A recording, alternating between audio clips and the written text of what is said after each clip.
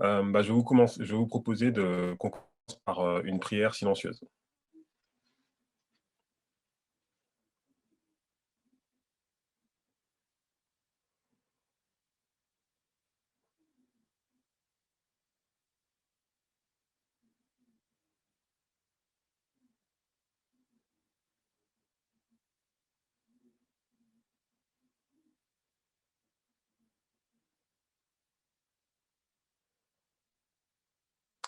Amen.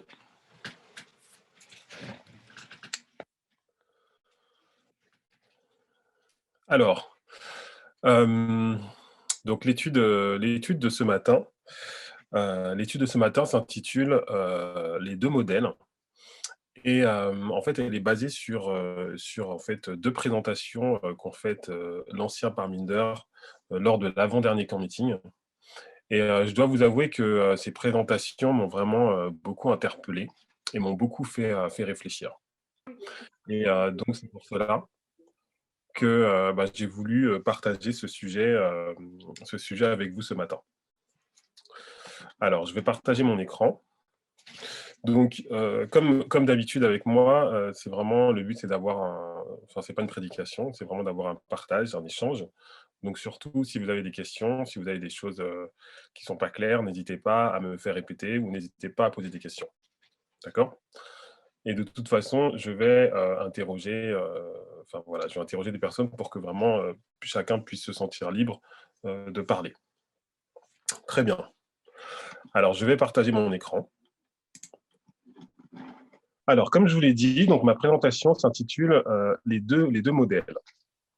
Alors avant de commencer, je vais vous parler, de 2 personnes. Donc c'est 2 amis qui, aimaient beaucoup, discuter, des choses spirituelles et des choses théologiques. Donc voilà, ils avaient l'habitude d'avoir, beaucoup de discussions entre eux, tous les 2. Et ces 2 amis, alors je vais vous donner leur nom.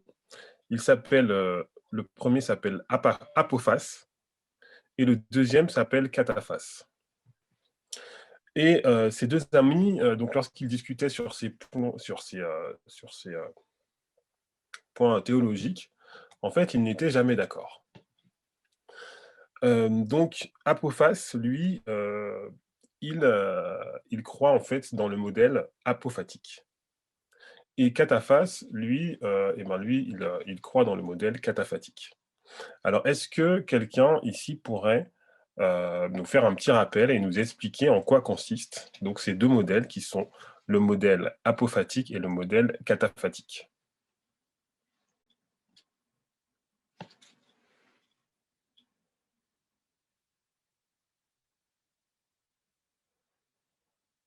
Est-ce que quelqu'un, voilà, donc c'était quelque chose qui a été vu, lors de l'avant-dernier camp meeting, donc les 2 modèles, apophatique et cataphatique.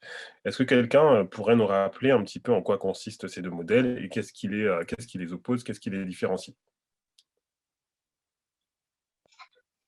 Alors le modèle apophatique, Michael, selon ce que je me rappelle, c'est le fait qu'on ne puisse pas comprendre Dieu, ni, comprendre, les choses spirituelles, sauf si Dieu nous les a révélées, mais en tout cas, voilà, c'est l'idée. Alors que le modèle cataphatique, c'est qu'on peut parvenir à comprendre, qui est Dieu, en fait. Alors très bien, donc merci. Voilà, donc la question qui est centrale, donc la question qui est centrale à tout ça, c'est, peut-on comprendre Dieu? Peut-on comprendre les choses de Dieu? Peut-on, appréhender, les choses divines? Et donc nos 2 amis, ils échangent sur ce sujet et évidemment, ils sont pas d'accord. Donc comme il a été dit, donc on va vraiment, développer, mais si on résume de façon simple, le modèle cataphatique, c'est un modèle qui est, plus positif et qui considère que on peut, dans une certaine mesure, comprendre les choses de Dieu. Le modèle apophatique, lui, considère que, on ne peut pas, l'être humain est limité, ne peut pas appréhender, comprendre les choses de Dieu et il y a une célèbre phrase qui a été, donnée par un philosophe théologien qui vivait en fait au IVe siècle après Jésus-Christ, qui s'appelle saint Augustin et il a dit si enim comprehendis, non est dos. Cela veut dire si on comprend quelque chose, eh bien, ça ne peut pas être de Dieu. Autrement dit, voilà, Dieu est tellement infini que si on arrive à comprendre on croit arriver à comprendre quelque chose comme venant de Dieu, et ben, le fait qu'on y a arrivé à comprendre prouve que cela ne peut pas être de Dieu, puisque Dieu est vraiment en dehors de notre portée et ne peut pas être compris. Voilà, donc nos deux amis, donc Apophas et Cataphas, donc ont ces discussions, se posent la question, est-ce que on peut comprendre les choses de Dieu? Et ils ont chacun des arguments. Donc, le premier, donc c'est Apophas. Donc Apophas, qui donc croit dans le modèle apophatique, qui est le modèle négatif, lui, il a des arguments et il va, comment dire, utiliser des versets bibliques pour prouver qu'il a raison. Alors, est-ce que quelqu'un pourrait me donner en fait quel type de verset, sur quel type de verset s'appuie donc Apophas pour prouver que on ne peut pas comprendre les choses de Dieu? Est-ce que quelqu'un a une idée?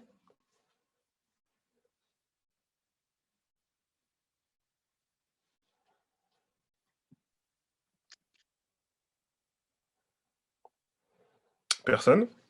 Alors, je, Oui? je pense à un verset, mais je ne sais pas si ce serait correct. Le verset qui va dire mes pensées sont au-dessus de vos pensées, mes voix ne sont pas vos voix. D'accord, donc c'est Ésaïe 55. Ok, très Oui. bien. Donc ça peut être un verset. Est-ce que quelqu'un d'autre aurait un autre Deutéronome, ouais, Deutéronome 29, verset 29, qui dit que les choses cachées sont à l'Éternel notre Dieu, et les choses révélées sont à nous et à nos fils, à toujours, etc. d'accord, très bien.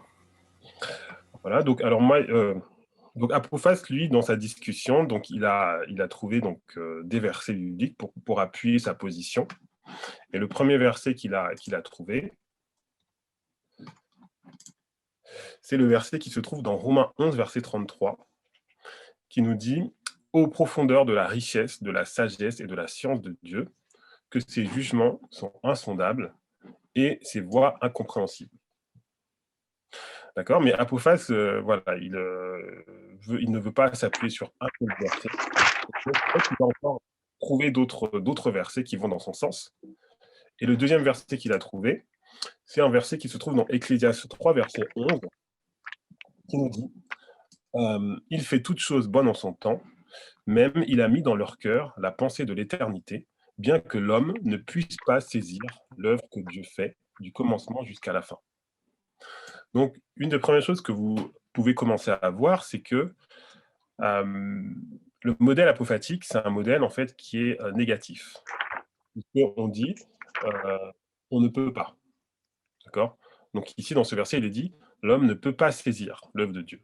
Donc tous les termes en fait qui sont utilisés autour de ce modèle sont toujours des termes négatifs. Et il va utiliser encore un troisième verset dans sa discussion, et il va dire, donc c'est un verset qu'on trouve dans 1 Corinthiens 2, verset 11, qui nous dit lequel des hommes en effet connaît les choses de l'homme si ce n'est l'esprit de l'homme qui est en lui? De même, personne ne connaît les choses de Dieu si ce n'est l'esprit de Dieu. Voilà, donc dans cette discussion que ces deux amis ont, Apophas, il a cité 3 versets. Il dit à son ami, il dit voilà, donc tu vois bien qu'avec ces 3 versets, heu, la Bible nous montre que, on ne peut pas connaître les choses de Dieu. Et il va aller encore plus loin et il va citer, il va dire: «Moi, tu sais, j'ai encore une citation, de l'Esprit de prophétie qui est tirée de Tragédie des siècles». Et cette citation, donc on va la lire, elle nous dit: «Cela dit, il faut reconnaître que l'esprit borné de l'homme n'est pas capable de comprendre parfaitement les plans et les desseins de l'infini. Jamais on ne sondera les profondeurs de Dieu. Que nul ne tente de soulever d'une main présomptueuse le voile derrière lequel il dissimule sa majesté.» Et après, donc, Ellen White va citer donc, le verset qu'on a lu dans Romains 11, verset 33. Aux profondeurs de la richesse, de la sagesse et de la science de Dieu, s'écrit l'apôtre, que ses jugements sont insondables et ses voies incompréhensibles. Ce que l'on peut comprendre des voies de Dieu et de ses mobiles envers nous, c'est une miséricorde et un amour infini unis à sa toute-puissance. Notre Père céleste ordonne toutes choses avec sagesse et justice. Ainsi nous convient-il de ne pas témoigner, ni mécontentement ni méfiance, mais de nous incliner avec une soumission respectueuse.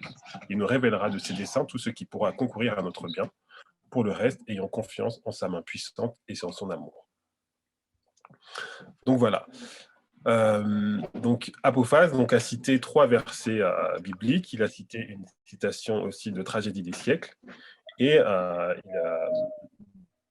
vraiment avoir donné suffisamment d'arguments pour prouver sa position. Donc Cataphas, il a entendu cet argument et il va répliquer. Alors, que va-t-il répliquer à votre avis? Alors, première chose, c'est qu'il va aussi prendre des versets de la Bible. Alors, est-ce que quelqu'un pourrait me dire quel verset Cataphas va utiliser pour pouvoir appuyer son point de vue?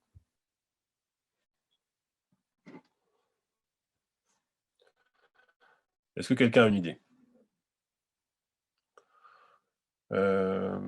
Béatrice, donc Béatrice Popote. Est-ce que Béatrice, tu es là? Non? Dolly? Non plus. Rodi?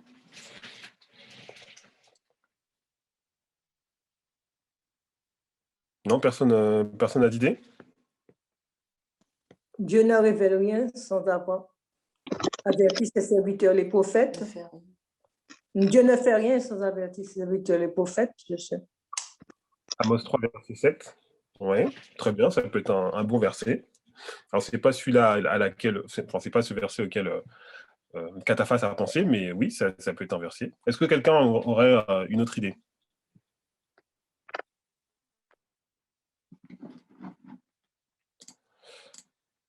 Alors, le premier verset qu'il va utiliser donc, dans sa discussion, il va utiliser donc 1 Jean 4, verset 7.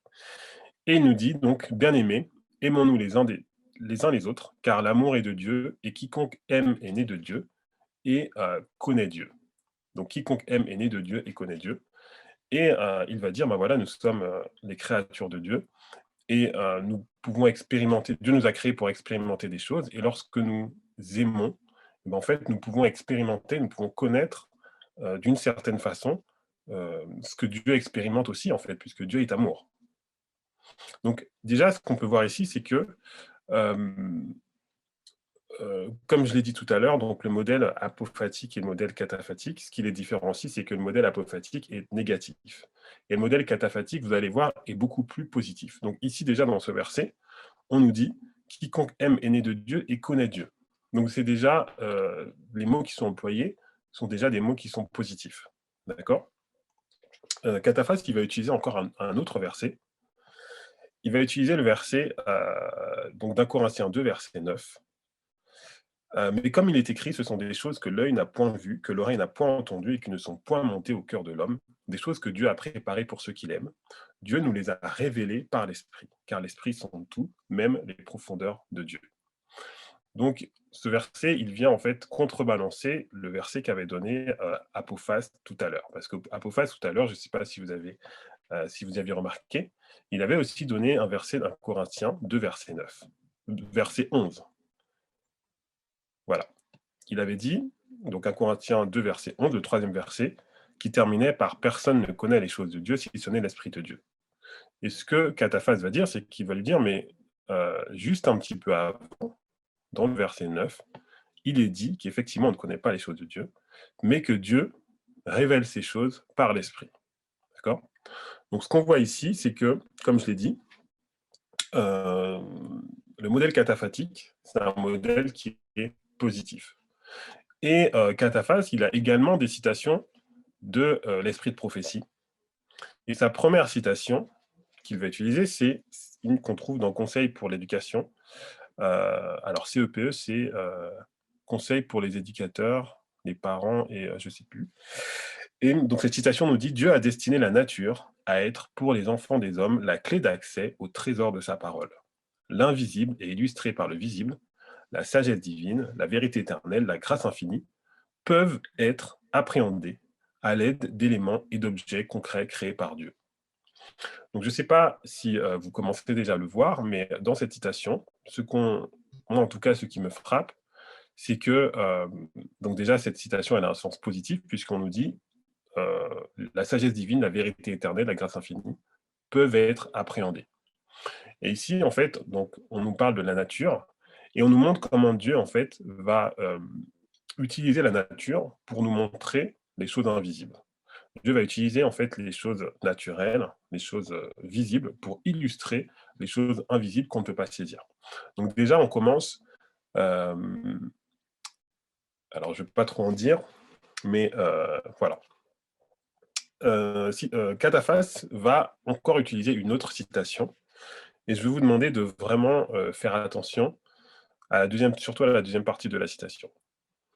Alors, il nous dit: l'œuvre du Christ dans le monde était de révéler le Père. L'homme doit recevoir la connaissance de Dieu par la révélation du caractère de son Fils. Donc ici, vous voyez déjà que la volonté de Dieu, en fait, c'est qu'on puisse le connaître, en fait. Donc c'est pour ça qu'en fait, il y a cette révélation. Et donc dans la deuxième phrase, il nous est dit, l'homme doit recevoir la connaissance de Dieu. Donc on voit déjà que par rapport à ce que disait Apophas, là on voit qu'il y a un impératif. L'homme, il doit recevoir cette connaissance de Dieu. Donc Dieu nous a créés pour qu'on puisse le connaître. Pour qu'on puisse, alors même si, évidemment, on n'arrivera jamais à la connaissance parfaite du Dieu infini, dans notre sphère, Dieu veut qu'on puisse arriver en fait à sa connaissance. Et en fait, c'est pour ça qu'il a envoyé Jésus-Christ. D'accord? Donc ici, en fait, on va être centré sur Jésus-Christ et sur son œuvre. D'accord? Alors maintenant, faites bien attention à la deuxième partie de la citation. Il nous est dit, en venant sur terre et en prenant la nature de l'homme, le Sauveur a comblé le fossé entre le ciel et la terre et a permis à l'homme de comprendre le caractère de Dieu et de comprendre son dessein pour l'humanité. Donc je vais relire. Le Sauveur a comblé le fossé entre le ciel et la terre et a permis à l'homme de comprendre le caractère de Dieu et de comprendre son dessein pour l'humanité. Alors, ce qui m'interpelle ici, c'est qu'on nous parle d'un fossé entre le ciel et la terre. Qu'est-ce que c'est que ce fossé entre le ciel et la terre, selon vous? Donc, je vous laisse la parole. On nous parle d'un fossé, on parle d'un gouffre entre le ciel et la terre. En quoi consiste ce fossé? Quel est ce fossé, en fait? Bah déjà, le péché, non? Parce qu'on dit que le péché met une séparation entre Dieu et nous. D'accord, très bien. Donc, en fait, C'est entre le péché, ciel en et la fait, terre. donc si je reprends ce que dit Gaël, en fait, donc le péché a créé ce fossé, mais c'est quoi vraiment ce fossé, en fait? Je ne sais pas si je suis clair dans ce que... Effectivement, le péché a créé vraiment une séparation, a créé un fossé, mais ce fossé, en quoi consiste-t-il réellement? Je Ce suppose que dit son opposant, justement. je pense que Ah, c'est ce qui est dit dans le reste de la phrase a permis à l'homme de comprendre le caractère de Dieu. Donc, c'était le modèle apophatique. Comment on dit encore? Comment tu dis? Le premier modèle. apophatique. Le premier apophatique. Jean-Michel, est-ce que tu peux répéter juste ce que tu viens de dire? Oui, excusez-moi. Ce que je disais, c'est justement l'idée de son opposant. Son opposant dit quelque chose qui montre que l'homme est dans l'incapacité de comprendre les pensées de Dieu parce qu'il est limité, parce que voilà, il est ce qu'il est, à cause du péché évidemment, oui, je suis d'accord.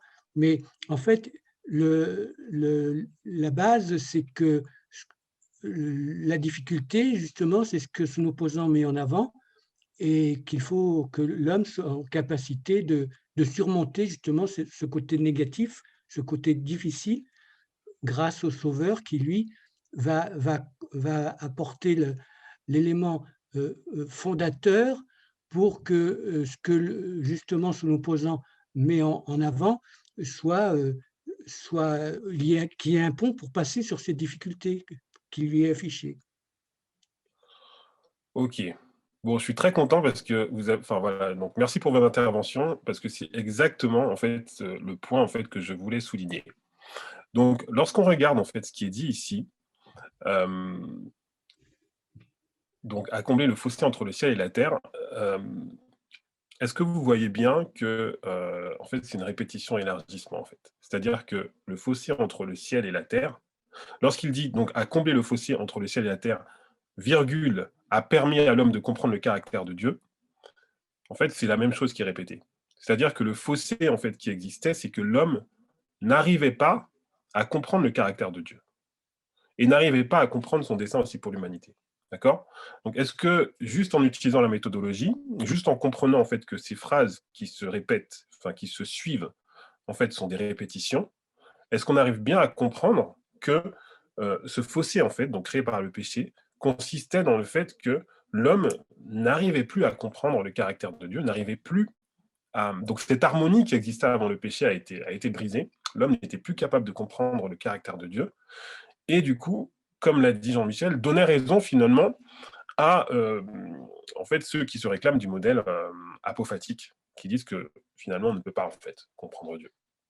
D'accord? Et cette citation en fait vient confirmer, donc qu'on trouve dans Parabole pour Jésus, nous dit les ténèbres de la méconnaissance de Dieu enveloppent la terre, les hommes ont oublié son caractère, on l'a mal compris et faussement interprété. Donc là, ici, on nous parle de ténèbres, on nous parle, dans la citation précédente, on nous parlait de fossé, mais j'espère que vous comprenez en fait que c'est bien la même, c'est bien la bonne, la même idée.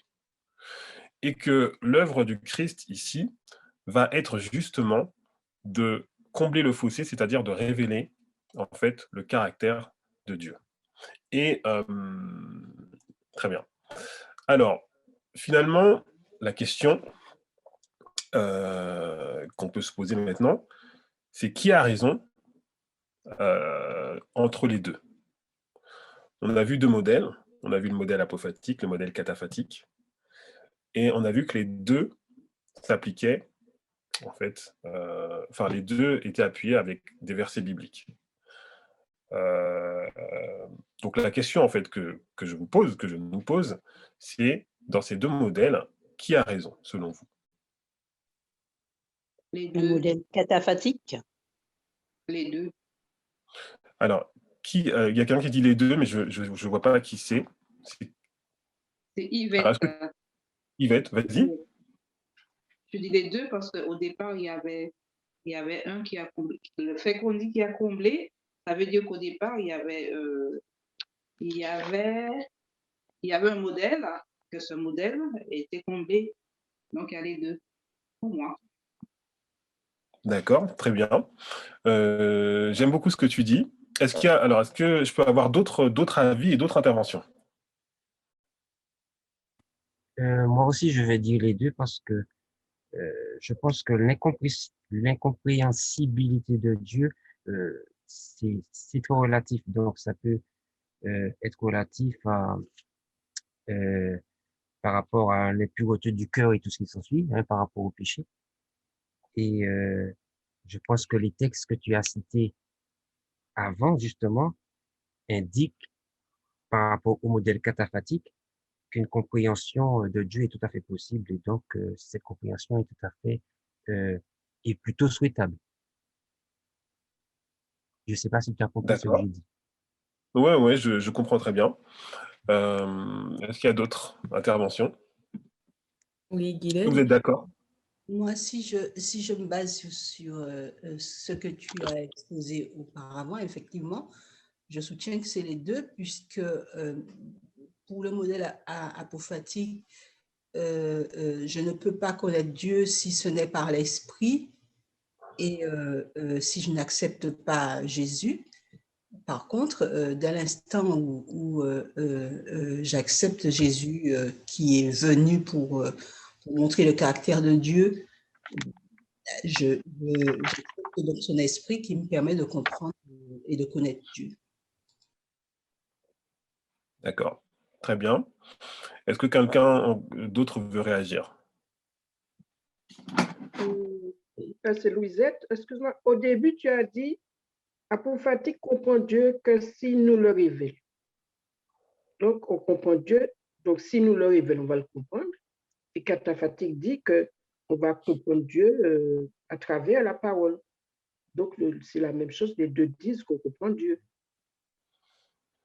D'accord. Alors, très bien. Ce qu'on va voir, ce que je vais essayer de montrer en fait ce matin, c'est que finalement, la question n'est pas tant de comprendre en fait qui a raison, mais que Dieu veut, à mon sens, que nous passons d'un modèle à un autre. Je ne sais pas si je suis clair quand je dis ça. Ce qui est important, c'est qu'on puisse passer du modèle apophatique au modèle cataphatique. Je vais continuer à développer. Donc Dieu nous propose de passer du modèle apophatique au modèle cataphatique, du négatif au positif, des ténèbres à la lumière. D'accord ? Je vais vous donner, on va maintenant essayer de faire des applications et de comprendre en fait ce que j'entends lorsque je dis ça. Donc là, c'est vraiment ma compréhension. Donc comme je vous ai dit, j'ai beaucoup réfléchi en fait suite ça m'a beaucoup interpellé justement lorsque ce sujet a été présenté en fait comme meeting. Et moi, justement, la façon dont je comprends les choses, il y a un passage, il y a une transition d'un modèle à un autre. D'accord ? Et en fait, cette transition, on va essayer de la voir dans l'expérience même de Christ. D'accord ? Alors, ce verset que j'aime beaucoup, un verset que j'aime beaucoup, qu'on trouve dans Jean 1, 51. Donc, Jésus va choisir ses disciples. Dans Jean chapitre 1, Jésus est en train de choisir ses disciples. Et il va...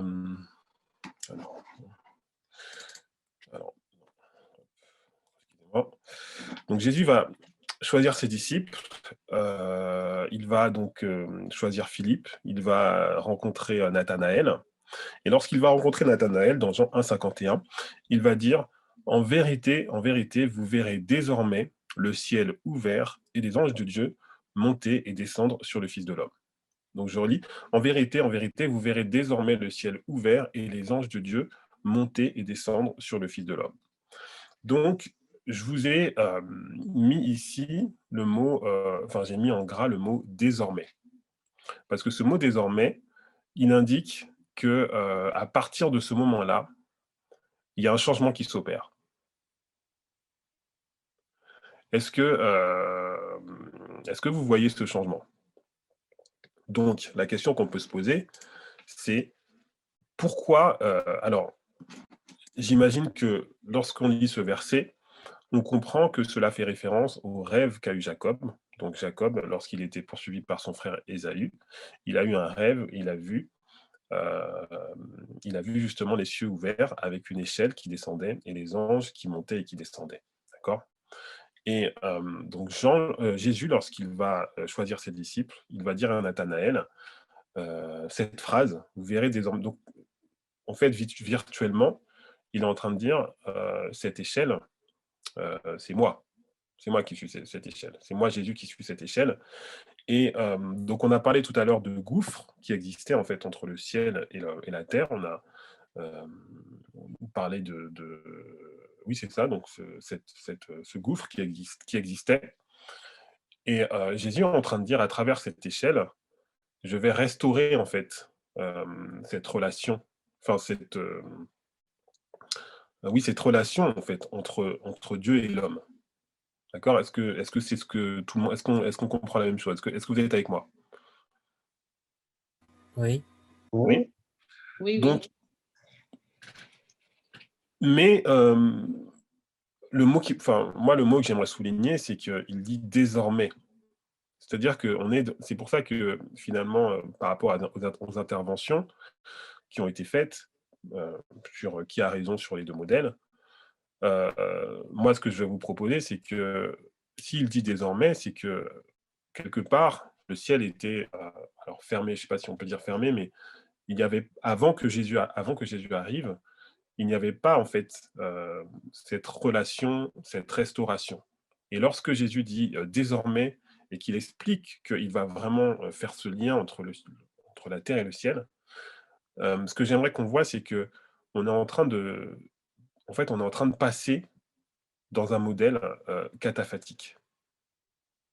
Et c'est ce qu'on va essayer de comprendre maintenant. Alors, j'aimerais dire quelques mots sur l'enseignement en parabole, puisque ce que je vais essayer de vous démontrer, c'est que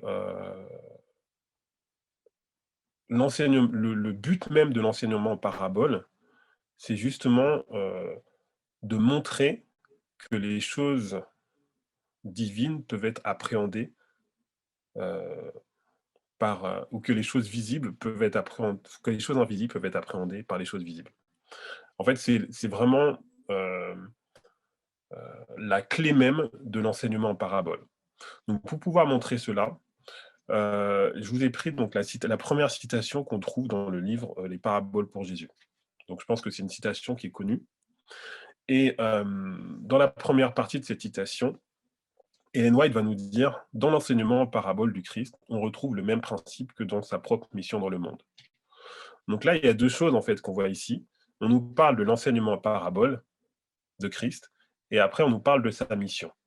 Mais on nous dit que l'enseignement en parabole et la mission de Christ, c'est la même chose. Enfin, c'est basé en tout cas sur le même principe.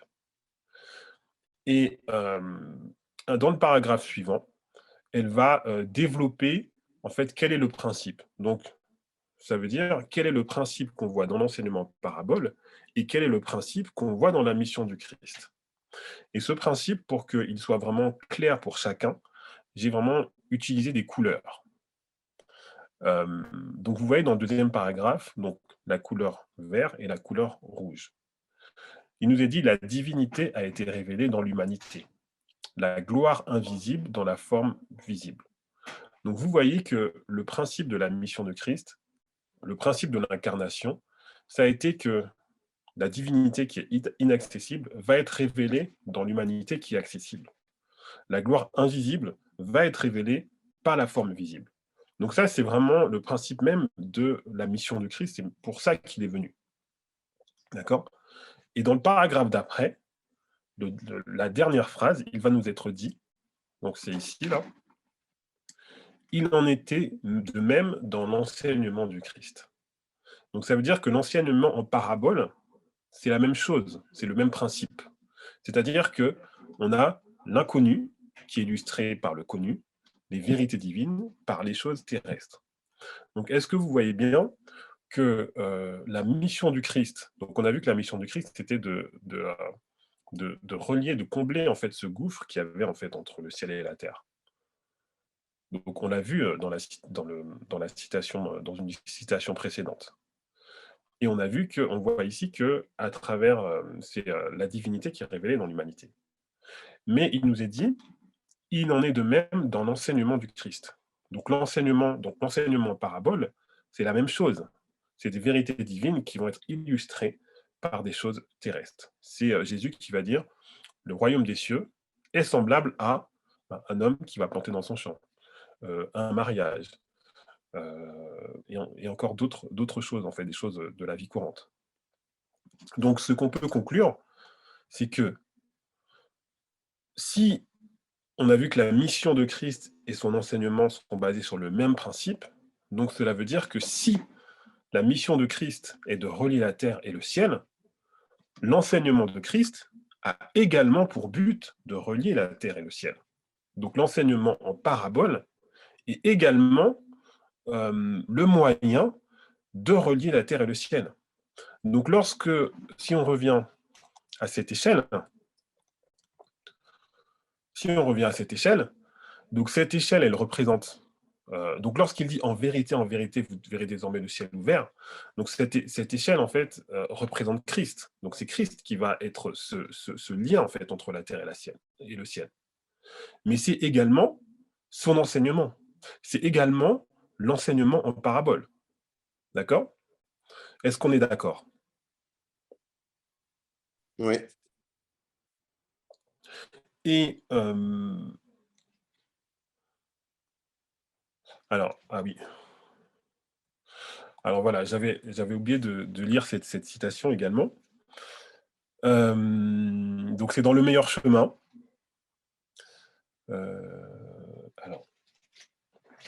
Alors, 2 petites secondes.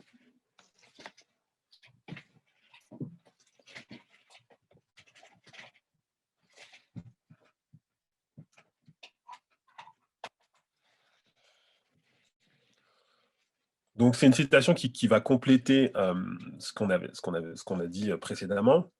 Il nous est dit donc par son apostasie, l'homme s'était séparé de Dieu, la terre avait divorcé d'avec le ciel. Donc le mot est vraiment fort. À travers l'espace qui les séparait, les communications étaient devenues impossibles. Donc ça, moi je veux supposer que c'est le modèle apophatique. Mais grâce à Jésus-Christ, la terre a été de nouveau reliée au ciel. Par ses mérites, le Sauveur a jeté un pont sur l'abîme creusé par le péché, de sorte que les anges peuvent communiquer avec l'homme. Par Jésus, l'homme déchu, faible et impuissant, l'homme faible et impuissant a pu de nouveau avoir accès à la source de la puissance infinie. Donc elle est vraiment très intéressante, cette citation. Moi, ce que je relis, ce que je veux vraiment qu'on retienne ici, dans cette citation, c'est mais grâce à Jésus-Christ, la terre a été de nouveau reliée au ciel. D'accord? Donc ça va dans le sens de ce qui a été dit, de ce qu'on a dit précédemment. D'accord? Par rapport donc justement à cette échelle, à l'échelle de Jacob. D'accord? Les cieux ouverts et les anges qui montent sur le fils de l'homme. Donc retenez bien qu'ici, il est question en fait de relier la terre et le ciel. Et donc dans cette citation, on nous montre que c'est à travers la personne en fait de Jésus-Christ que la terre a été reliée au ciel. Maintenant, je vais vous montrer une autre citation. Et c'est une citation qu'on trouve dans Parabole de Jésus. Et regardez, donc on nous parle encore du terme de relier. Donc en reliant ainsi le règne animal et végétal au domaine spirituel, les paraboles du Christ sont les anneaux d'une chaîne de vérité qui unit quoi? Qui unit l'homme à Dieu et la terre au ciel. Donc est-ce que vous voyez bien ici que c'est exactement ce qu'on vient de dire, entre l'enseignement en parabole, donc le but de l'enseignement en parabole, en fait, c'est de nous unir à Dieu et c'est d'unir la terre au ciel, d'accord? Et c'est donc la mission du Christ et son enseignement sont basés sur le même principe.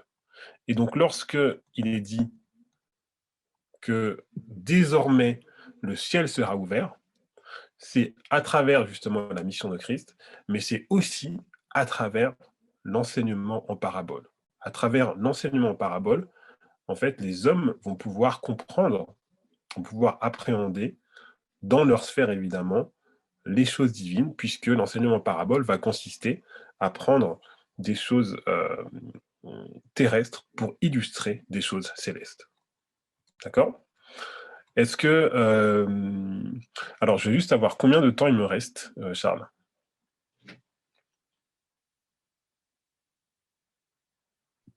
« 30 minutes. Très bien.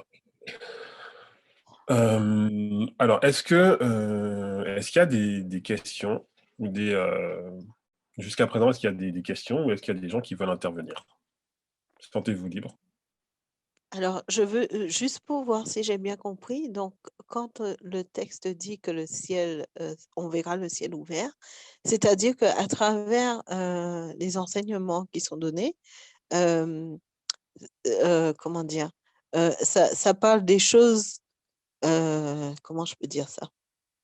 Ça parle de la manière dont Dieu agit, je ne sais pas comment m'exprimer, comment Dieu agit dans le ciel Et donc, ça ramène nos pensées au fonctionnement du ciel, c'est ça?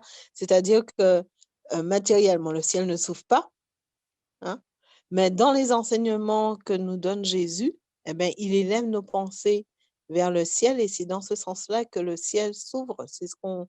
Je sais pas si j'ai C'est réussi à me. exactement ça. C'est exactement ça. C'est-à-dire que, en fait, Jésus va commencer à enseigner en parabole et il va dire le royaume des cieux est semblable à je sais pas, un homme qui sème dans son champ. Et pour les auditeurs, voilà, le royaume des cieux, c'est quelque chose qu'on ne connaît pas, qui n'est pas du tout palpable. Mais lorsqu'il dit le royaume des cieux est semblable donc à un homme qui va semer dans son champ, ça, c'est une image qui est familière, en fait. Un homme qui sème dans son champ, c'est quelque chose qu'on connaît et qu'on peut appréhender.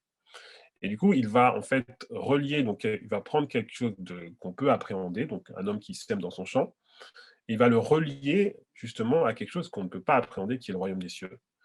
Et en ce sens, en faisant cette lien, cette connexion, il va nous permettre de pouvoir comprendre, appréhender, connaître des choses qui nous étaient inaccessibles. D'accord?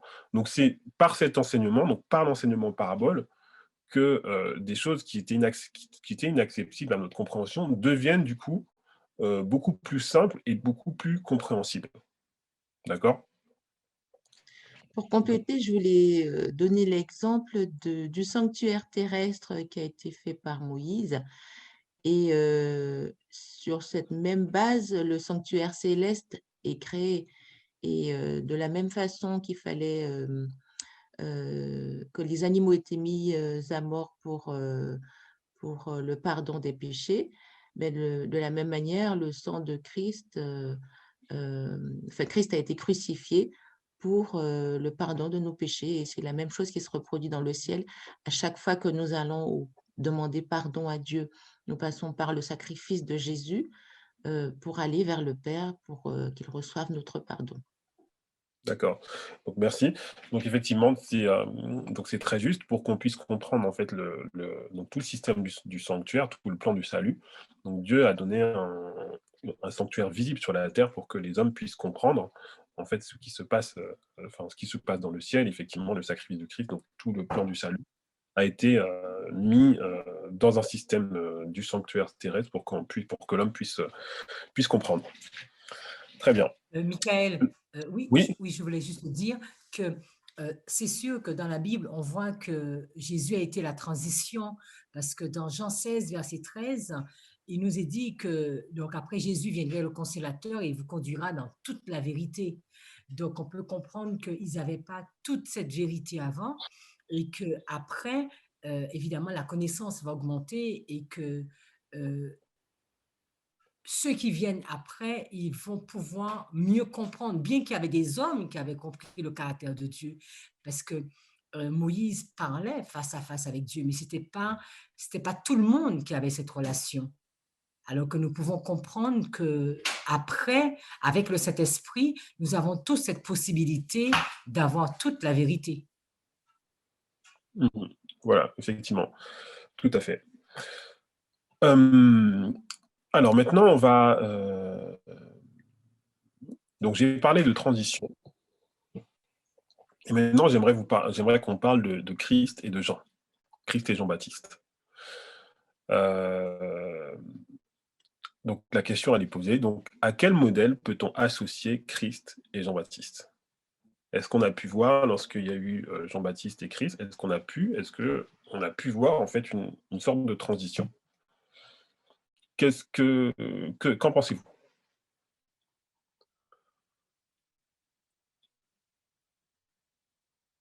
Donc, personne ne répond, donc je vais devoir interroger. Pascal, que tu es là, Pascal.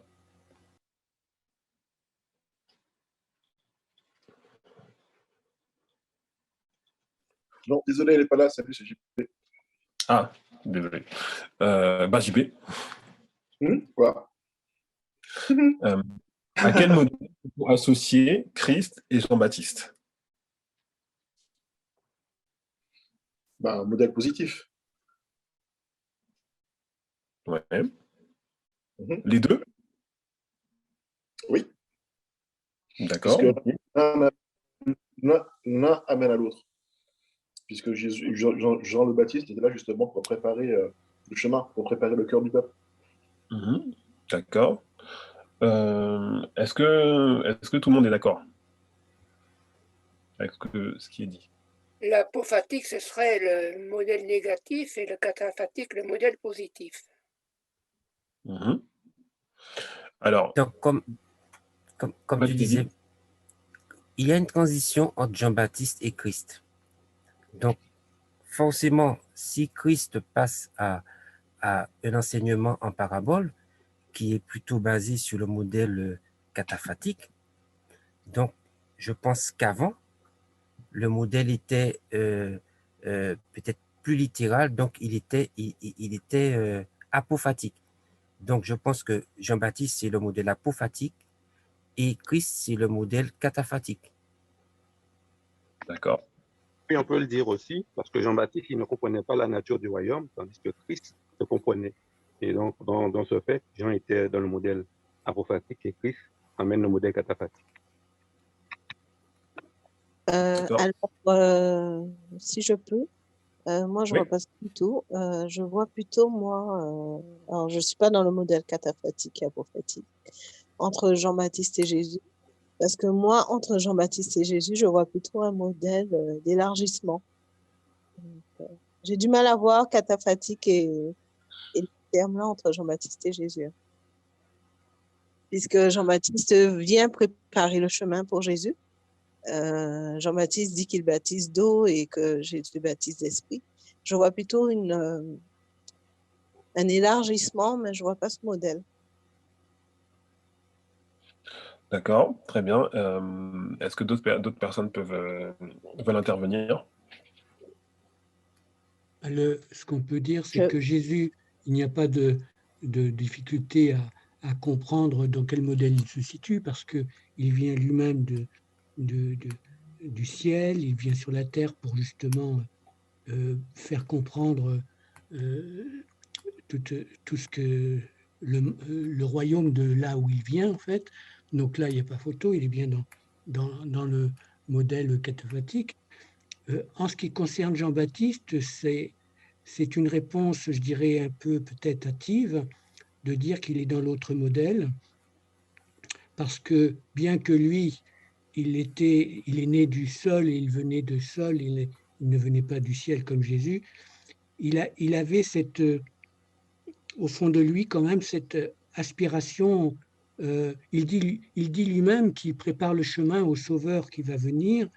Donc, on ne peut pas dire que c'est tellement négatif quand même. Et il s'inscrit quand même dans cette préparation de l'échelle. Et j'aurais tendance à dire que lui, malgré ses insuffisances, etc., et là on rejoint au premier modèle, mais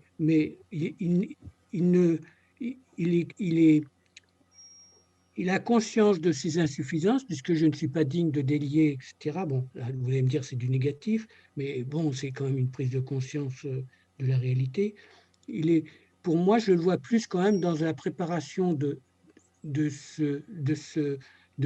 Sauveur, et dans une démarche aussi qui s'inscrit là. Je le mettrai pas en opposition à ce modèle cataphatique. Je n'oserais pas le faire. Moi, je mettrais du temps de Jésus. Alors, excuse-moi, Michael, mais moi, le côté négatif, alors je ne sais plus si c'est cataphatique ou apophatique, mais en tout cas, le modèle négatif, moi, je le verrais plutôt peut-être du côté des docteurs de la loi, du temps de Jésus, qui ont rejeté Jésus. Oui, c'est ça. Jean-Baptiste, ne comprenant pas la nature du royaume, il est, enfin moi je ne le mettrais pas dans le modèle apophatique, plutôt cataphatique. Alors, ce qui est intéressant dans ce qui a été dit, c'est que, alors, en fait, c'est lorsqu'on fait, donc à mon sens, c'est lorsqu'on va faire la comparaison, effectivement. Donc, Alors moi, je vais vous donner mon point de vue. Alors effectivement, donc Jean-Baptiste, effectivement, a préparé comment dire, préparé la venue de Christ. Il a vraiment donc préparé le chemin. Il a été envoyé par Dieu il a accompli sa tâche. Maintenant, la différence vraiment fondamentale qu'il y a entre ces deux hommes, c'est effectivement, comme il a été dit, c'est que en fait, Jean-Baptiste, lui, il est malgré en fait, le fait qu'il ait rempli sa mission, il a vraiment, il ne comprend pas. En fait, il ne comprend pas la nature du royaume. C'est-à-dire que lorsqu'on lit le livre Jésus-Christ d'Ellen White, elle nous montre, j'ai pas pris la citation, mais elle nous dit que lui vraiment, il s'attendait en fait à un royaume terrestre, en fait, un Messie qui allait venir pour justement délivrer des Romains. Donc en fait, la nature du royaume, il a vraiment, en fait, il l'a pas compris. Et il y a eu d'ailleurs entre les disciples de Jean-Baptiste et les disciples de Christ, il y a eu forcément en fait, il y a une tension en fait, parce que lorsqu'on passe de Jean-Baptiste à Christ, en fait, on fait une transition, qu'on le veuille ou non, c'est que on transitionne vers un autre modèle en fait. Et lorsque donc alors 2 petites secondes. Donc Jésus-Christ, en fait, lorsqu'il va, ce qu'il va apporter, c'est donc effectivement Jésus-Christ, il est dans le modèle, donc dans le modèle de l'enseignement en parabole, le modèle apophatique, puisque lorsqu'il dit, par exemple, dans Jean 14, verset 7, il dit donc si vous me connaissiez, vous connaîtrez aussi mon Père, et dès maintenant, vous le connaissez et vous l'avez vu. Donc là, on voit vraiment en fait une déclaration. Comment dire, on voit vraiment que c'est dans le modèle vraiment qui est positif. Un autre verset, il dit donc si vous demeurez dans ma parole, vous êtes vraiment mes disciples, vous connaîtrez la vérité et la vérité vous affranchira. D'accord? Et un autre verset, voilà, Jésus leur répondit parce qu'il vous a été donné de connaître les mystères du royaume de cieux et cela ne leur a pas été donné. Donc là, on voit vraiment qu'on est dans le modèle apophatique, cataphatique, donc le modèle qui est positif. Et donc même si en fait Jean-Baptiste il va préparer donc la venue de Christ, en fait il ne peut pas apporter ce que Christ apporte, c'est-à-dire la véritable compréhension du royaume. Et en fait ce qui manque en fait à Jean-Baptiste, c'est la compréhension en fait de l'enseignement en parabole. Et en fait, ça, c'est vraiment Jésus qui va l'amener, en fait. Donc, c'est pour ça que, dans ce sens, on peut, comment dire, moi, je mettrais plutôt Jean-Baptiste dans le modèle, en fait, dans le modèle apophatique, c'est-à-dire dans le modèle où, en fait, on ne comprend pas. On ne comprend pas qui est Dieu, on ne comprend pas le royaume. Et Jésus-Christ, lui, il va venir, il va apporter justement cette compréhension par l'enseignement en parabole.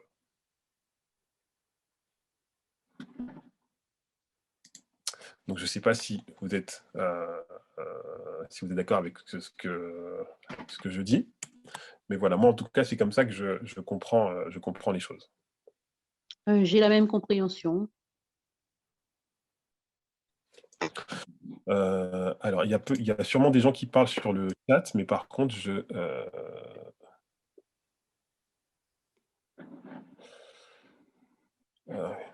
bon, je regarderai après.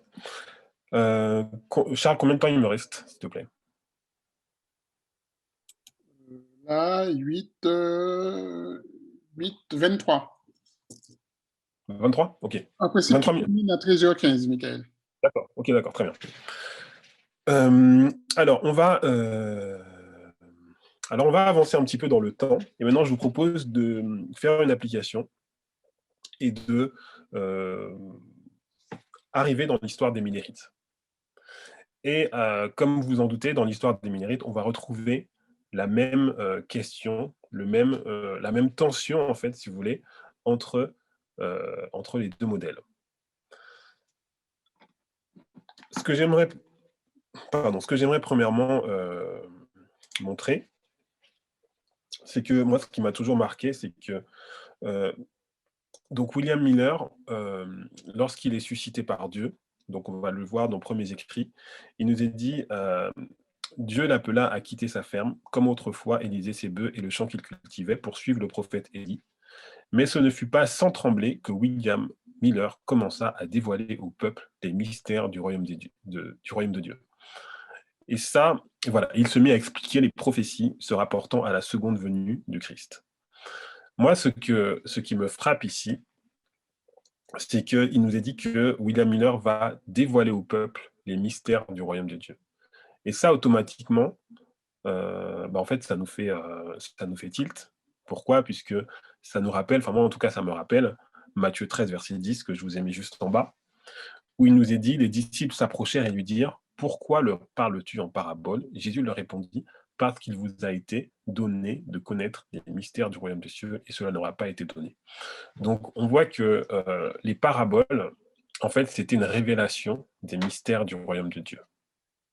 Et William Miller, qui va commencer, en fait, lorsqu'il va commencer sa mission, il va dévoiler au peuple, justement, les mystères du royaume de Dieu. Donc, on peut voir, en fait, le lien. Donc, on peut voir le lien et on peut comprendre également que, quelque part, les prophéties, en fait, c'est ni plus ni moins que des paraboles. Lorsque vous regardez les paraboles de Jésus, que ce soit la parabole des 10 vierges ou la parabole des talents, en fait, c'est toutes des prophéties. Donc, lorsque William Miller il va commencer à dévoiler les prophéties, à expliquer les prophéties, en fait, il est en train de refaire ce que Jésus faisait et il est en train de parler en parabole. D'accord? Il y a une autre citation que j'aime beaucoup, qui se trouve toujours dans Premiers Écrits 229. Dieu envoya son ange pour toucher le cœur d'un fermier qui n'avait pas cru en la Bible, pour l'amener à examiner les prophéties. Le début de la chaîne de la vérité lui fut donné. Et il lui fut amené à chercher maillon après maillon jusqu'à ce qu'il regarde avec émerveillement et admiration la parole de Dieu. Il y vit une parfaite chaîne de vérité. Vous avez vu que au début de l'étude, on a utilisé le mot relier. Donc on a utilisé l'image de l'échelle. On a utilisé d'autres images encore qui étaient autour de ce terme relier en fait. Et ici, on comprend que William Miller, ce qu'il a reçu, c'est une chaîne. Et une chaîne, c'est fait pour quoi? C'est également fait pour relier, en fait. D'accord? Et la citation qu'on a déjà lue, mais que je relis, qui est en bas, en reliant ainsi des règnes animal et végétal au domaine spirituel, les paraboles du Christ sont les anneaux d'une chaîne de vérité qui unit l'homme à Dieu et la terre au ciel. Donc vous voyez que ces mots, chaîne de vérité, parabole, la terre au ciel, maillon. Donc c'est en fait le même champ lexical, en fait c'est la même idée qui est derrière. C'est-à-dire que William Miller, ce qu'il va apporter, et c'est ce qu'on va essayer de comprendre maintenant, c'est que William Miller, il va apporter le modèle cataphatique, donc le modèle positif. Est-ce que quelqu'un peut me dire pourquoi? Je vais reformuler ma question parce que je sens que je ne suis pas clair dans la façon dont je formule la question. Quelle était la posture non, je vais reformuler ça. Donc, à l'époque de William Miller, est-ce que quelqu'un peut me dire comment on voit, enfin, quelle est la position des deux modèles en fait? Quelle est la position de William Miller? Qu'est-ce qu'il apporte? Et donc, le modèle apophatique, le modèle négatif, en quoi il se caractérise? Alors, moi, j'ai compris un peu ta question. Enfin, je ne sais pas si ma réponse sera en adéquation avec ce que tu réponds. Alors, moi je dirais que les autres pensaient que on ne peut connaître ni l'heure, ni le jour basé sur le texte biblique. Et William Miller, il arrive, il dit, il donne une date dans 25 ans, voilà, il donne une date. Donc, je pense que eux, ils ont le modèle cataphatique et William Miller a le modèle apophatique. Très bien. Bon, merci David. Donc c'est exactement ce que j'attendais comme réponse. Michael, Ah. Oui. c'est l'inverse, hein, tu t'es trompé. Donc c'est l'inverse. C'est l'inverse. Le modèle. Apophatique. C'est ça. C'est une erreur. Je me suis trompé quoi sur le diagramme? Michael, hein, c'est David. Non, il s'est trompé dans les termes. Ah, dans ce que j'ai dit? Ah, je me suis trompé Ah dans non, les termes. C'est David qui s'est trompé. Bon, D'accord. eh ben, vous Alors, avez Mais fait on a attention, c'est compris. bien. On a compris, voilà. donc ce qui est bien, c'est qu'il y a le diagramme. Donc le diagramme, donc vous voyez très bien sur l'écran. Vous voyez bien l'écran, on est d'accord? Oui. Oui, vous voyez Oui. l'écran. Alors, donc sur l'écran, vous voyez bien que cataphatique, donc c'est positif, et apophatique, c'est négatif. Voilà, s'il y a deux choses à retenir, c'est bien ça. D'accord? Donc, comme l'a dit David, donc merci. William Miller, il est confronté donc à son époque. Ce qui est dit, c'est que on ne peut pas connaître le temps. Donc, nul ne connaît ni l'heure ni le jour. Et exactement ce qui est dit aussi dans 2 Thessaloniciens 2, versets 1 et 2, donc que je vais vous mettre ici. Donc c'est 2 Thessaloniciens 2, versets 1 et 2, donc c'est Paul qui parle et qui dit pour ce qui concerne l'avènement de notre Seigneur Jésus-Christ et notre relation avec lui, nous vous prions, frères, de ne pas vous laisser facilement ébranler dans votre bon sens et de ne pas vous laisser troubler, soit par quelques inspirations, soit par quelques paroles ou par quelques lettres qu'on dirait venir de nous, comme si le jour du Seigneur était déjà là.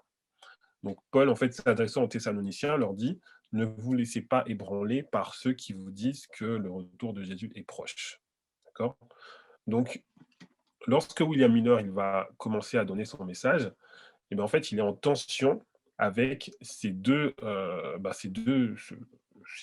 versets, en fait. Un verset qui dit on ne peut pas connaître le temps, et l'autre verset qui dit on ne peut pas dire que personne ne peut dire que la venue de Christ est proche. Et lui, à travers l'enseignement en parabole, à travers les prophéties qu'il va donner, en fait, il va aller au-delà de ce qui est écrit au sens littéral, et il va dire non, on peut fixer le temps. Et il va dire également par rapport donc, à ce verset de Thessaloniciens 2, et donc là j'ai pris une citation d'Uriah Smith, qui dit en 1798, donc la restriction contre la proclamation de la proche venue de Christ, du jour de Christ, c'est ça. Effectivement, donc dans le verset de Thessaloniciens, il était dit Christ ne peut pas venir avant qu'il y ait donc l'apostasie, qu'il y ait le règne de l'homme de péché. Et en fait, ce règne, il s'étendait sur les 1260. Et donc, lorsqu'on arrive à la fin des 1260, et ben en fait, on bascule donc dans le modèle cataphatique, et donc on peut maintenant proclamer la proche venue du jour de la venue du Christ, alors que on ne pouvait pas avant. D'accord ? Donc eux, ils vont vraiment apporter la bonne compréhension sur ce verset. Et donc 1798, ça nous ramène donc du coup au temps de la fin. Et donc c'est les versets alors je me suis trompé, c'est Daniel 12, verset 4, et Daniel 12, verset 9. Et maintenant, ces versets, on les lit avec un regard différent. Enfin, moi en tout cas. Donc Daniel 12, verset 4 nous dit « Toi, Daniel, tiens secrète ces paroles et scelle le livre jusqu'au temps de la fin. Plusieurs alors le liront et la connaissance augmentera. » Donc au temps de la fin, la connaissance augmentera. Et donc ce que je vais suggérer, c'est que la connaissance qui va augmenter, c'est que en fait, il y a un groupe de personnes qui va comprendre que en fait, on bascule dans un autre modèle, en fait. Est-ce que vous êtes d'accord? On disait on ne peut pas proclamer la venue de Christ comme étant proche, on ne peut pas connaître le temps. Et William Miller, lui, ce qu'il va dire, c'est non, on peut connaître le temps et on peut proclamer. Donc, il va passer d'un modèle on ne peut pas à on peut. Donc, il va passer du modèle négatif à positif. D'accord? Et le verset de Daniel 12.4 est répété dans Daniel 12.9. Et il nous dit, il répond, va Daniel, car ces paroles seront tenues secrètes jusqu'au temps de la fin. Plusieurs seront purifiés, blanchis, épurés. Les méchants feront le mal, aucun des méchants ne comprendra. Mais ceux qui auront de l'intelligence comprendront. Donc, ça nous montre qu'il y a un groupe de personnes qui vont comprendre qu'en fait, on passe d'un modèle à un autre. Et en fait, on retrouve la même chose que ce qui a été vu donc, à l'époque de Christ, finalement, où il y a un groupe de personnes, donc les disciples, qui ont compris et qui ont suivi Jésus parce qu'ils ont compris qu'on passait, à travers l'enseignement parabole, il y avait une transition, en fait, entre les deux modèles, entre le modèle apophatique et le modèle cataphatique. D'accord? Est-ce que c'est clair jusqu'à là? Oui. Très bien. Alors maintenant, on va arriver maintenant à nous, à un autre moment. Donc on va arriver dans l'histoire du mouvement, puisque c'est exactement la même chose en fait qu'on a vécu. Donc en tout cas dans le mouvement, le passage d'un modèle à un autre modèle. Est-ce que quelqu'un peut expliquer ou voilà, donner une explication par rapport à ça? Donc ce que je vous propose de voir maintenant pour terminer, c'est on va voir effectivement comment cela se manifeste dans notre histoire aujourd'hui. Et en fait, on va surtout essayer de voir quelles sont les implications. Je vous écoute. Tu veux voir le modèle sur le premier ange ou le deuxième ange? On peut voir dans les deux avec le modèle. Répétez, Jean-Marie, j'ai pas entendu ce que tu as dit. Donc, j'ai dit, est-ce que tu veux le modèle avec sous le premier ange ou sous le deuxième ange? Parce qu'on peut le voir sous les deux angles-là.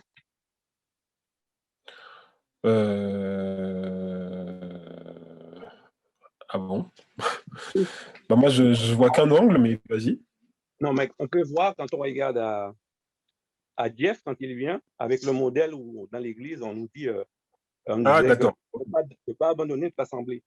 Il y avait ces citations, ce qu'on comprenait, et avec la création de ce mouvement, on comprend que Dieu était en train de susciter un autre mouvement, justement, parce que l'église était en train d'être, comment dire ça, outrepassée, bypassée. Dans ce modèle-là, on peut voir déjà qu'on est déjà dans un modèle qui passe d'apophatique à cataphatique. Après, si on va plus loin, si on prend le modèle du deuxième ange avec Parminder qui vient nous permettre de comprendre l'enseignement en parabole, et contrairement à Jeff qui, lui, était plus basé sur un modèle littéral.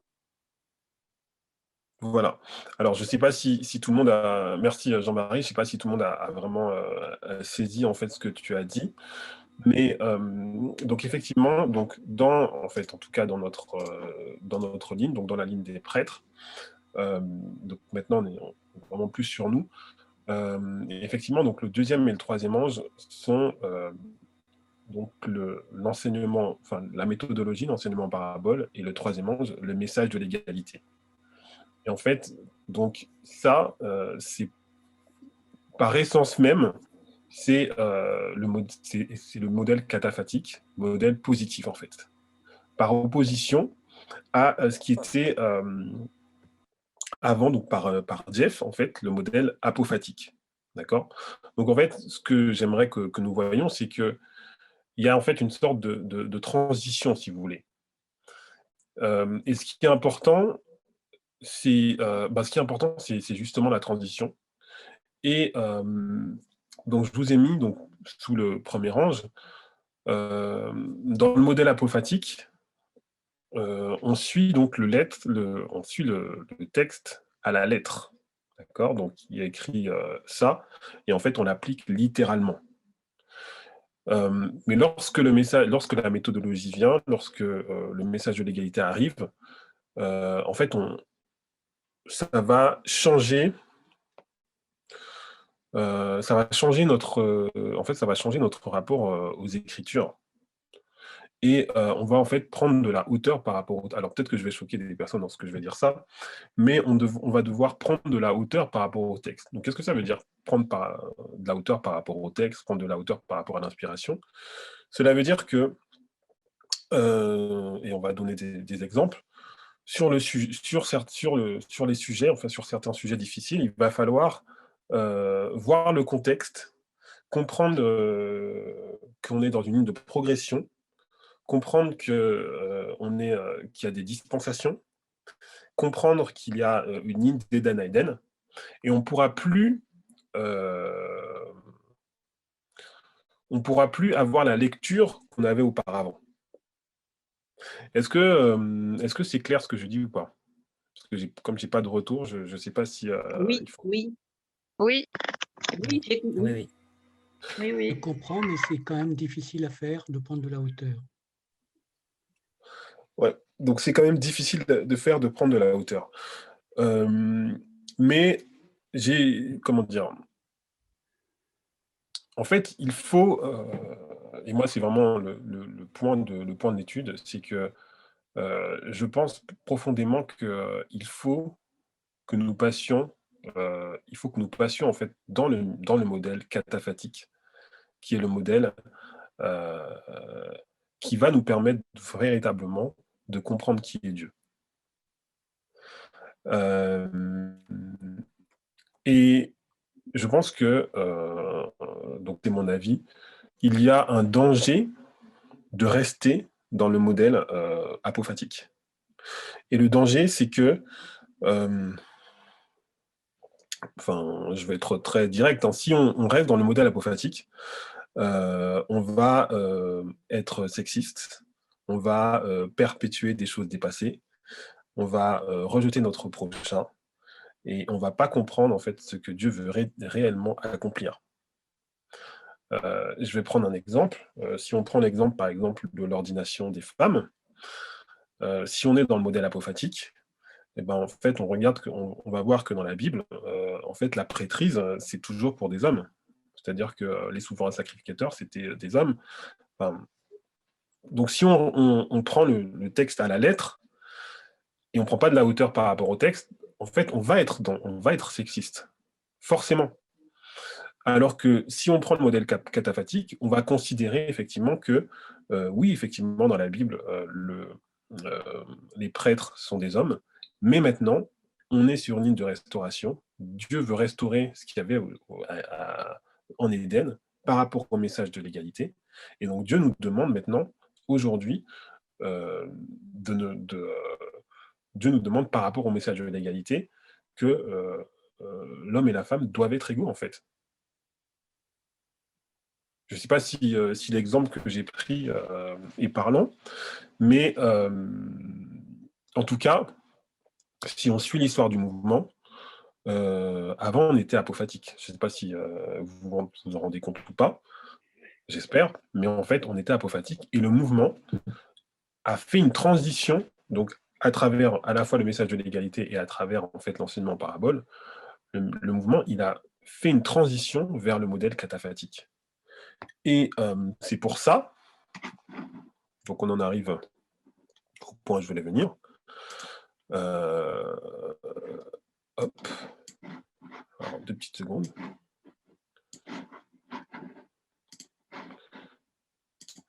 Donc si on pose la question, si je vous pose la question, pourquoi FFA a quitté le mouvement?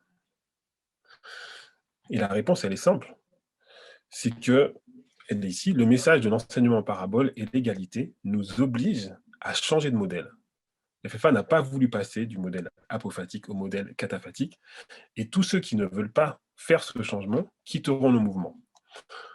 Et alors c'est un peu dur en fait ce qui est dit, mais moi en tout cas je vois clairement que on a eu dans le mouvement ces deux modèles en fait. On a eu ces deux modèles qui sont à la fois le modèle apophatique et le modèle cataphatique. Et ces deux modèles en fait, ils peuvent pas cohabiter en fait, parce que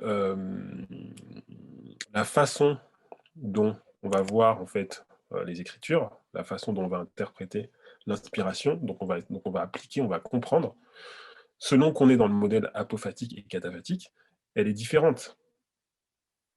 D'accord? Donc, c'est pour ça qu'il y a eu cette fracture dans le mouvement. D'accord? C'est que le mouvement, en fait, est passé à travers l'enseignement en parabole, à travers le message de l'égalité. On est passé sur un modèle qui est différent. Juste une question. Je peux. Ce qui est apophatique reste apophatique, si j'ai bien compris. Ouais, est-ce que tu peux te détailler du coup? Justement, la question est claire. Est-ce que ce qui est apophatique reste apophatique, puisque tu dis que FFA en fait a quitté le mouvement parce qu'en fait ils n'ont pas voulu, ils n'ont pas accepté ces différents messages, par exemple sur l'égalité. Ce qu'a dit Michael tout à l'heure, c'est que dans le mouvement, il y avait quasiment tout le monde était apophatique et que progressivement, il y a eu transition vers ce nouveau modèle. Donc, ça veut dire qu'il y a des gens qui étaient apophatiques qui sont passés cataphatiques et que ces personnes ne sont pas restées puisqu'il y a eu une transition. Il y a des gens qui sont passés côté cataphatique. Donc, c'est pas immuable. Quand tu es apophatique, tu peux devenir cataphatique. Ouais. C'est ta question. Qu'est-ce qui amène justement ce changement? Alors, ah oui, d'accord, donc je comprends mieux un peu. En fait, on en revient à ce qu'on a vu en fait au départ, c'est que dans le texte que j'ai pris en fait de Jean 1,51, il y a un moment où Jésus va arriver, il va dire en fait désormais les cieux sont en fait désormais on va changer de modèle en fait. Lorsque Jésus va emmener l'enseignement en parabole, en fait, il va emmener une compréhension qui est beaucoup plus large et qui est vraiment comment dire? J'arrive pas à trouver la. En fait, il va challenger un petit peu des traditions établies et il va mettre certains dans une position inconfortable, puisque, en fait, lorsqu'il y a le serment sur la montagne, par exemple, il va dire il vous a été dit ça, mais moi, je vous dis, en fait, moi, je vous invite à aller plus loin, en fait, que rester sur ce qui était vraiment écrit de façon littérale. D'accord? Et en fait, c'est ce qui s'est passé pour nous, et comme l'a dit Jean-Michel, on était en fait sur ce modèle en fait apophatique, donc même conservateur en fait, c'est-à-dire qu'on essayait d'appliquer littéralement ce qu'on voyait, que ce soit dans la Bible ou dans les écrits d'Ellen White, on voyait quelque chose, on l'appliquait, mais on ne prenait pas en compte le contexte, la progression, les dispensations, la restauration, l'œuvre que Dieu veut accomplir. Et le modèle cataphatique nous oblige en fait du coup à prendre de la hauteur et à considérer en fait à considérer l'ensemble. Donc donc je reprends le sujet de l'ordination des femmes. Effectivement, dans la Bible, on voit pas en fait de souverain sacrificateur, c'était réservé aux hommes. Oui, mais là vraiment, je suis pas très d'accord parce que en fait, je suis pas d'accord du tout parce que si on considère justement comment dire une progression dans l'histoire, dans 2 ans, si ça continue et qu'on a de nouvelles révélations et que d'autres quittent comment dire le mouvement, on va dire en fait qu'ils étaient apophatiques. Je peux apporter une précision. Je comprends ce que dit JB. Hein. Et en fait, moi d'après ce que je comprends, vous m'entendez? Oui.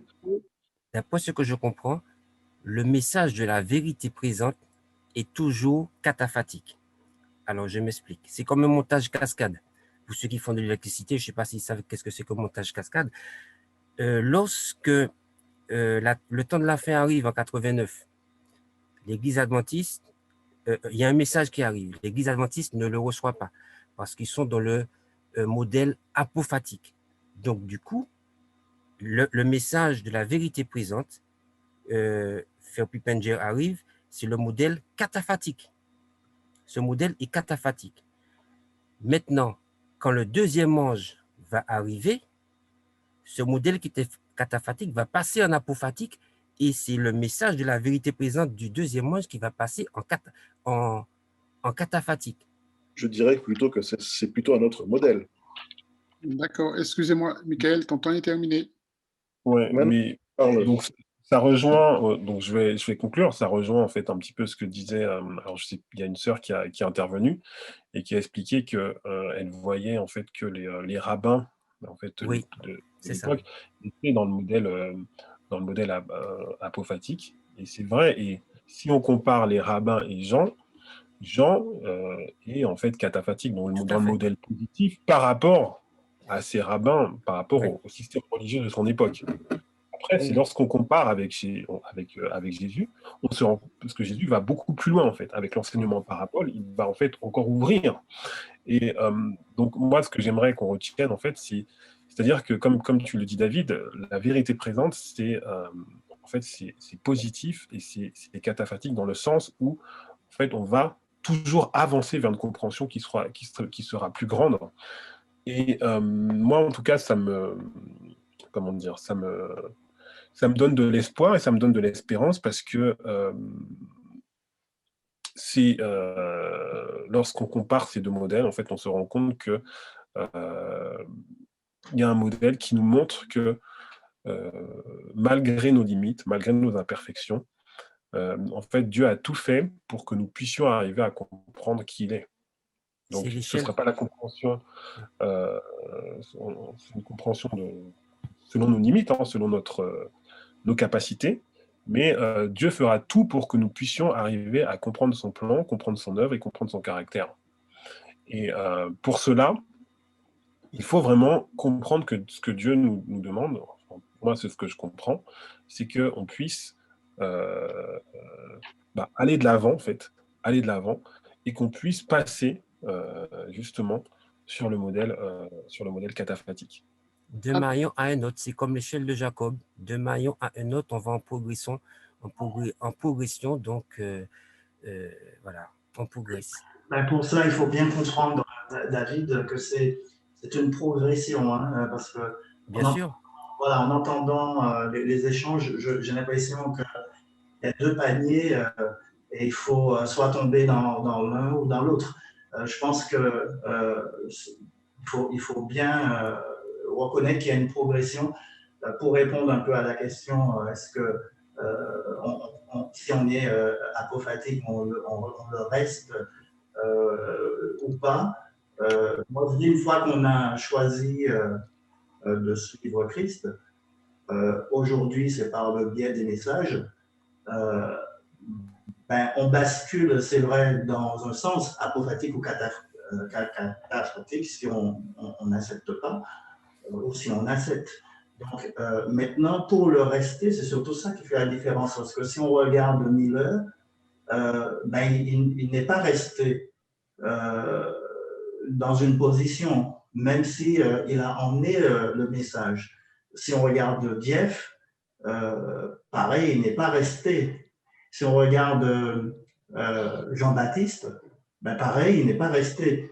Donc, la difficulté, elle est au fait dans notre résistance au fait à suivre et à percuter sur les nouveaux messages qui arrivent et qui vont justement nous trier au fait. Ce sont ces messages, l'acceptation de ces messages ou pas, qui feront en fait à ce que nous soyons dans un côté ou dans l'autre. Enfin, moi, c'est comme ça que je vois ça. Je vois qu'il y a une progression en fait. On reçoit, on progresse avec, mais est-ce qu'on reste fidèle dans ce sens-là? C'est là le problème, en fait. Je peux juste apporter juste une précision. On a l'exemple au temps du Christ. Joseph d'Arimathée et Nicodème, ils ne sont pas restés dans le modèle apophatique du pharisaïsme. Ils ont progressé, ils ont progressé, ils ont progressé. Et encore après Jésus, ils étaient là. D'accord. Je crois qu'il faut conclure. Je vais conclure, mais je trouve que les interventions qui ont été données, donc merci pour vos interventions, dans cette idée de progression et d'accepter justement les messages en fait qui nous arrivent, vont dans le sens que je voulais. Donc je vais vous proposer de prier pour terminer. Éternel notre Dieu, Seigneur, nous te remercions pour ce sabbat que tu nous donnes, nous te remercions pour ces échanges, ces moments d'études. Seigneur, tu vois à quel point ces sujets sont des sujets qui sont vastes, qui nous dépassent et qui sont... mais tu vois aussi que, Seigneur, nous voulons chercher à te ressembler toujours plus et nous voulons chercher à comprendre qui tu es, comprendre ton caractère. Seigneur, que tu puisses vraiment nous aider dans ce sens, que tu puisses aider chaque personne, que tu puisses apporter vraiment une bénédiction à toutes les personnes qui étaient présentes sur cette plateforme. Seigneur, que je te prie pour que si jamais nous t'ayons offensé dans ce que nous ayons dit, que ce soit en parole, en pensée, que tu puisses, Seigneur, nous pardonner. Nous te demandons vraiment pardon si ça a été le cas, et que nous puissions vraiment chercher chacun à nous encourager, Seigneur, que ceux qui sont faibles puissent être encouragés par ceux qui sont plus forts et inversement, et que tu puisses, voilà, Seigneur, bénir chacun d'entre nous ici. Au nom de Jésus, Amen. Amen.